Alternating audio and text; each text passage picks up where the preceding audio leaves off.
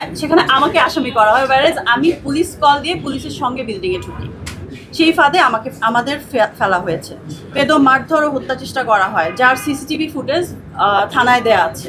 বিপদের আশঙ্কা দেখে ট্রেড লাইসেন্সের বিষয়ে করণীয় কি সে পরামর্শ করতে আমরা সিটি কর্পোরেশনে যাই এবং জানতে পারি যে উক্ত বিল্ডিংয়ের কোনো রকম বাণিজ্যিক কার্যক্রমের অনুমতি নেই। এজন্য গত ফেব্রুয়ারি মাসে বেইলি রোডের রেস্টুরেন্টে আগুন লাগার পর এই বিল্ডিংয়ের সিলগালা করে দেওয়া হয়। পরে শাহিনা বেগম 3 মাসের মধ্যে বাণিজ্যিক কার্যক্রম সরিয়ে ফেলা লিখিত প্রতিশ্রুতি দিয়ে বিল্ডিং খোলেন। এই ঘটনার পর আমরা বুঝতে পারি যে আমান, শাহিনা ও জাওয়াদ মিলে আমাদের সঙ্গে এক ভয়াবহ প্রতারণা করেছেন। তারা অবৈধ রেস্টুরেন্ট বাঁচাতে না পারার ভয়ে বিক্রি করে টাকা তুলে নেওয়ার ফাঁদ পাতেন। সেই ফাঁদে আমাদের ফেলা হয়েছে।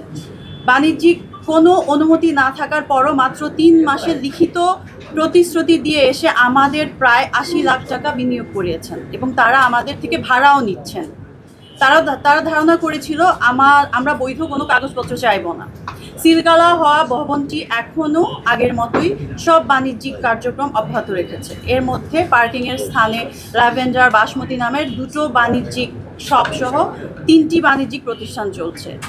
প্রথম তলায় থাই সিগনেচার নামে রেস্টুরেন্ট, দ্বিতীয় তলায় হালদা ভ্যালি নামে রেস্টুরেন্ট ও চতুর্থ তলায় স্পা সেলুন চলছে। যেহেতু আমরা ভবনের বৈধ কাগজপত্র দাবি করেছি, সে কারণে তারা আমাদের এখান থেকে উচ্ছেদের চেষ্টা শুরু করে। বিভিন্ন মাধ্যমে তারা আমাদের হুমকি দিতে থাকে যে এই ভবনে তোমরা ব্যবসা করতে পারবে না এবং তোমাদেরকে ব্যবসা করতে দেওয়া হবে না। সর্বশেষ গত 22 জুন রাতে 11টায় আমরা রেস্টুরেন্ট বন্ধ করে বেরিয়ে যাই। 23 তারিখ সকালে রেস্টুরেন্টের কর্মচারী গেলে নিরাপত্তা কর্মী সহ অন্যরা তাদের ঢুকতে বাধা দেয়। কেন ঢোকা যাবে না কোনো উত্তর দিতে পারেনি। খবর পেয়ে দুপুর 12:30টায় আমার অপারেশন পার্টনার মির্জা বাশার সেখানে গেলে হঠাৎ করে 15-20 জনের সন্ত্রাসী দল তার উপর আক্রমণ করে। সেখানে বাশারকে একা পেয়ে বেদম মারধর ও হত্যা চেষ্টা করা হয়, যার সিসিটিভি ফুটেজ থানায় দেয়া আছে। আমি বিষয়টি জানতে পেরে তৎক্ষণাৎ থানায় অবহিত করি এবং সেখানে পুলিশ ও আমি একাই পৌঁছাই। পুলিশের উপস্থিতিতে আমরা রেস্টুরেন্টে ঢুকতে গেলে দেখতে পাই সেখানে নতুন তালা লাগানো হয়েছে। কাঁচের দরজা থাকায় দেখা যায় ভেতর থেকে সব মালামাল লুট করে এবং ভাঙচুর করা। এমন পরিস্থিতিতে আমরা গুলশান থানায় মামলা দায়ের করতে গেলে তখন আমার যে অপারেশন পার্টনার, ওনার নাক দিয়ে প্রচণ্ড ব্লিডিং হচ্ছিল এবং চোখ সব ফোলা দেখে ওইখানকার কর্তব্যরত অফিসার বলেন আগে ওনাকে হসপিটালে নিয়ে যান, দেন এসে মামলা করেন। ওনার খুব বাজে অবস্থা ছিল।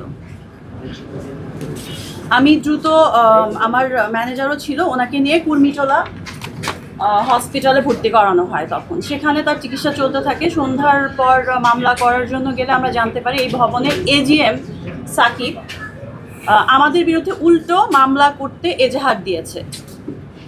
মূলত তারা আমাদের রেস্টুরেন্ট দখল করে, আমাদের মালামাল লুট করে, আমাদের লোকজনকে মারধর করে। আমরা মামলা করব জানতে পেরে তারা আগেই মামলার এজাহার জমা দেয়। সেখানে আমাকে আসামি করা হয়, whereas আমি পুলিশ কল দিয়ে পুলিশের সঙ্গে বিল্ডিংয়ে ঢুকি।